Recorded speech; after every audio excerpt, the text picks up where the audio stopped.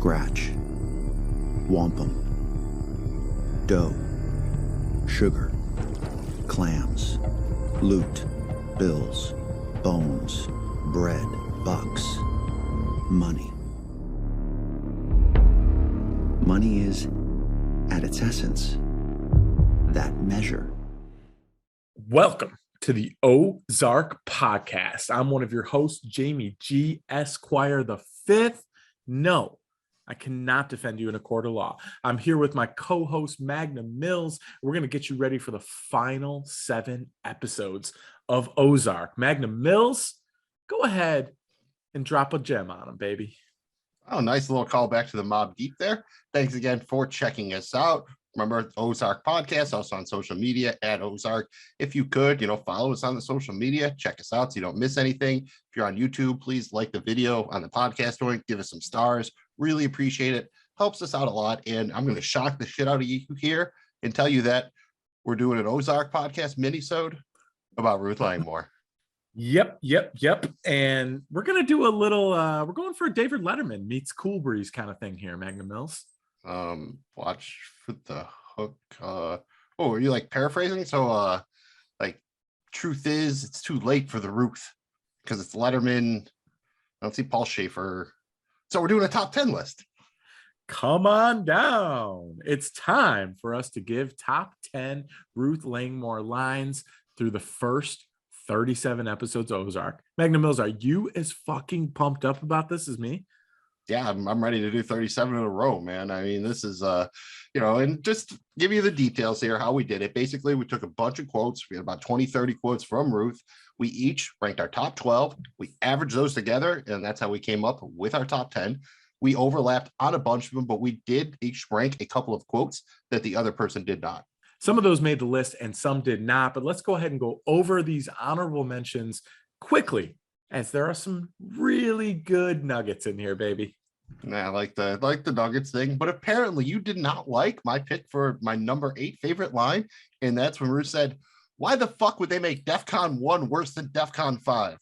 I know it's not like the greatest line ever, but I swear the first time I heard it, I literally laughed so hard I almost cried, and every time I hear it after, it's still pretty close to that. So I don't know I don't know where you were on that one. And then you also didn't rank my number 9 line, which was a little bit more of, I think, a line that had some meaning to it. And that's when she's at the fundraiser thing. And Ruth says, "Tell me, why do rich folks need so much money spent on them before they'll even thinking about going into their own pocket?" That's some real Ruth is the truth, laying down the truth right there. Oh, truth bomb 100. Magnum Mills, you did not rank my number 10 line. Magnum Mills, and you did not rank my number 10 line, and that is, I've got a pretty strong fucking stomach.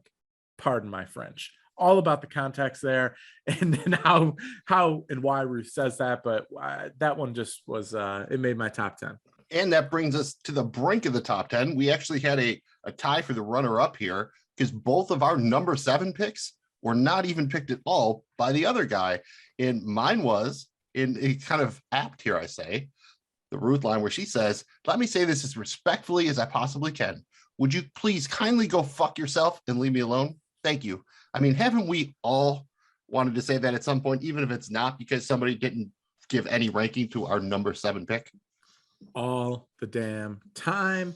And mine, Magnum Mills, mine was all the time. And Magnum Mills, mine was, how's about instead of shitting on me, you get your own house in order? And until you do, how's about you fuck off? All righty. Just classic Ruth here, bro. It's just classic Ruth, dude. I could listen to her just say one-liners like that. They could make a whole show where it's just Ruth giving these lines, and I would watch it. I thought they did. That's not what we're doing here. And I do have to say, it's the alrighty she ends at the end that makes it for me. Like it's pretty standard Ruth. I mean, she's just yelling at Marty or whatever. When she just kind of the way she goes fuck off, it's like alrighty. Like it's kind of like when people say like, "Oh, no offense," but and then proceed to say some offensive ass shit. It's like doing that retroactively, I feel. And that's it. That brings us to our top 10. We're going to go from the bottom up here, start with number 10. And this is one I had ranked is number 5. Jamie G had ranked is number 13. And that is a line that Ruth said about Ben. And it's, "Everything he touches turns to dog shit." I'm starting to think that we might be related. And I kind of felt that one, you know what I mean? Having someone like a kindred spirit kind of, and she really felt that for Ben. So that line always kind of dug a little deep for me. Pulling at the old strings. Indeed, Magnum Mills will move up to number 9. This was your 6th rated line, mine 12th. And it is, if I was kidding, I would have said you're witty and handsome. You know, that's Ruth talking to Russ, just completely emerging as the hierarchy of the household there. And just classic Ruth, bro. I thought that was a funny one. Worked its way on there for me. Actually, well, yeah, I've made it into your honorable mentions, number 12. It barely made it on there for you. After that, our number 8 line, which I did not rank, Jamie G ranked as number 5, is when Ruth's talking to Darlene about her hair. Whenever and Ruth's like, you know, about she's being very millennial here. She's like, brand it like it's a fucking moe of dope. Yeah, this one was just really funny for me because I actually liked the point she was trying to make. You know, and again, man, Ruth is a leader, bro. She's ready to make tough decisions and bold decisions at that. Moving on to number 7. This was Magnum Mills' top 10. This was his 10th pick overall. I ranked it 6th overall. And that was shut your fuck nugget mouth, again to Russ. Just classic line here, dude. I mean, your fuck nugget mouth. This is the first one that is legitimately in like my actual rotation in real life. So fantastic. Yeah, that's a great one. After that, we're at number 6. I again did not rank this one, and JBG had it all the way up at number 3. And this is when she's talking to Agent Petty. Sounds like you need to go fuck yourself. What you need to do is you roll yourself into a ball or whatever, and you take your dick and you put it up your ass. That's her talking to the feds. So, you know, I think it was a little bit long. It didn't quite get there for me, but in the context that she delivered it, you know, shitting on a federal agent, definitely, you know, the classic Ruth.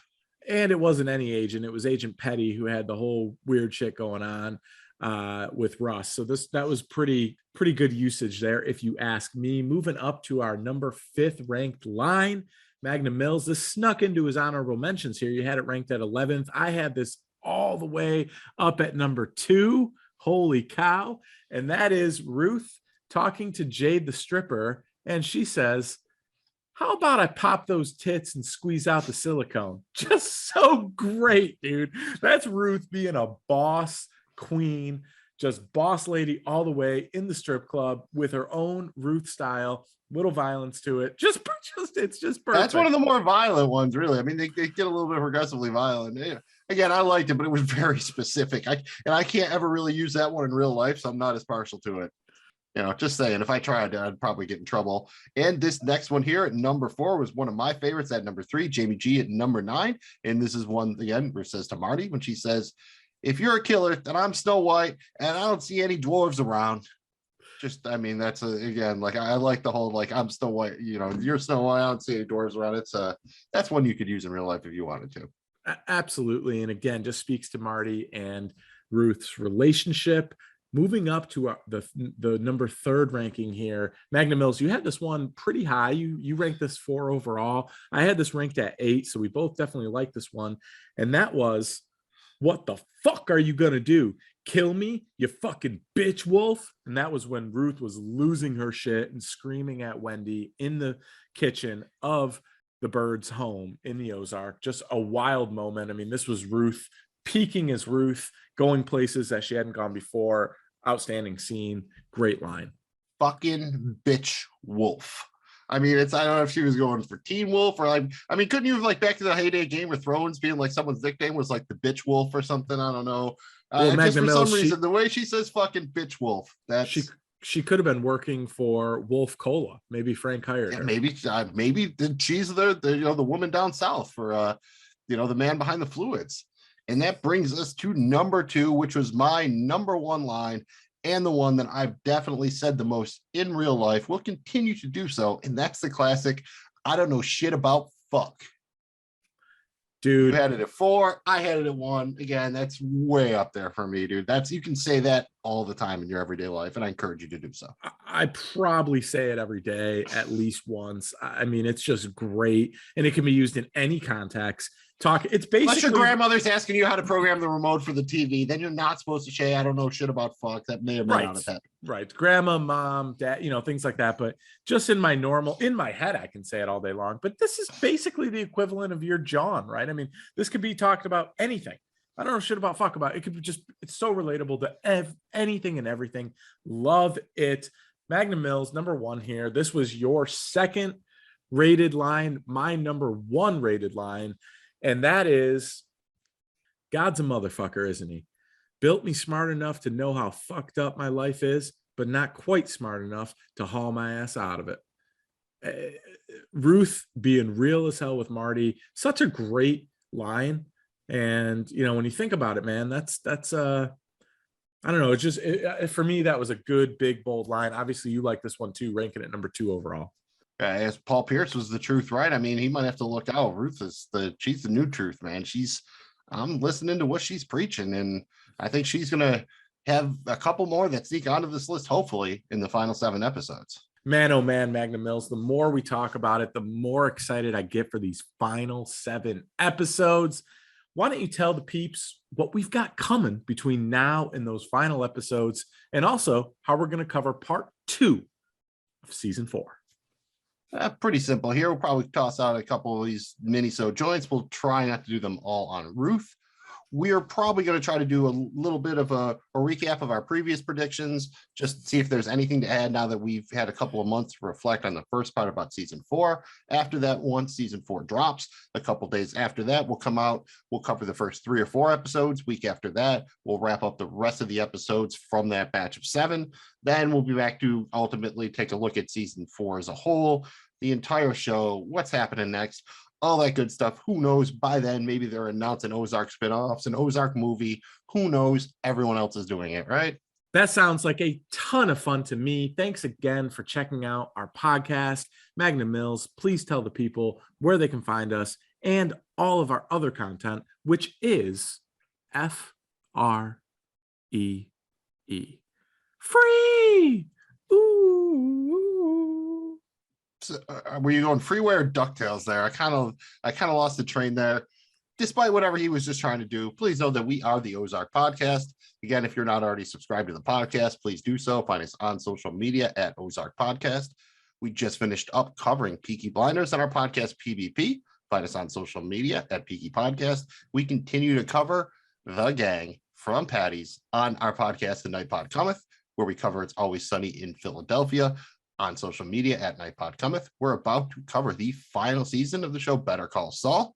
We're Saul over soon on your favorite podcast platform and on social media. We're from the Joe Blow Show, who you can find at joeblowfootballshow.com and on social media at Joe Blow Show. And you can find all of our fantasy football, dynasty, DFS, wagering content, stuff that could earn you a couple bucks. It's Seize the Gap Fantasy on your favorite podcast platform and Seize the Gap FF on social media. Thanks again for checking us out. I'm Magnum Mills. He's Jamie G. As I said, this has been the Ozark Podcast presented by the Joe Blow Football Show. We'll see you next time. And until then, remember 2 things.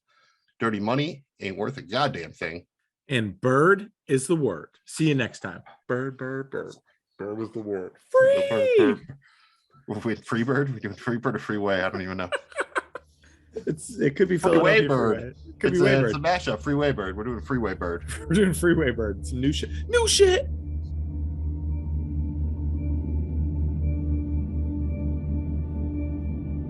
This has been the Ozark Podcast, presented by the Joe Blow Football Show. We are not in any way, shape, or form affiliated with Ozark, MRC, Aggregate Films, or Netflix. This show is for entertainment purposes only. Any views or opinions expressed here are personal and do not represent those of people, institutions, or organizations who may or may not be associated with the Joe Blow Football Show. If you have any questions, please contact us at ozarkpodcast@gmail.com. That's ozarkpodcast@gmail.com. Thank you for listening. Please remember to like, subscribe, and comment.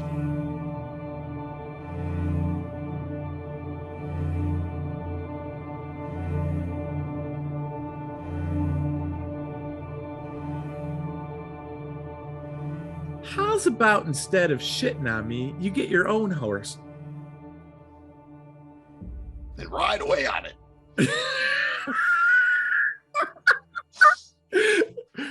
She'll be riding Alrighty. 6 white horses when she comes. And